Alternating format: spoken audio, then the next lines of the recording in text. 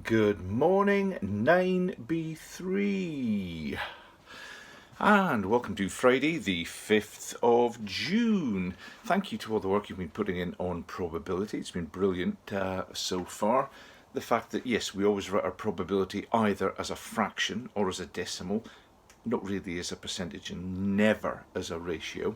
We should now know that the probabilities always add up to 1. So if I've got a 0.8 chance of winning, I've got a 0.2 chance of losing, because you can only win or lose when there are two options, which is good.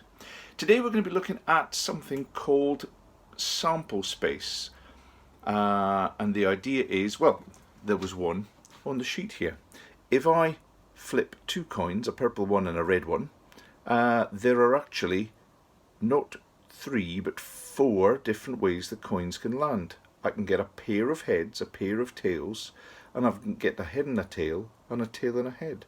So if I was going to flip two coins in the air and choose an outcome, there's only a 1/4 chance of getting a pair of heads, a 1/4 chance of getting a pair of tails, but there's 2/4, 2 out of 4, of getting one head and one tail.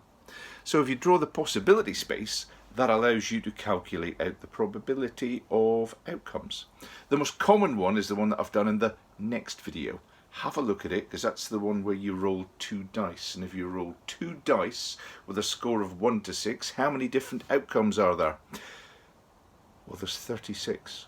6 for the first dice, 1 to 6. 6 for the second dice. There are 36 possible outcomes. So that fact will be useful for you today.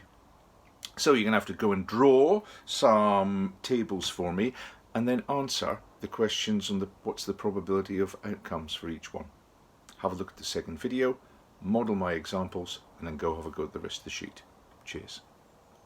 See you next Tuesday.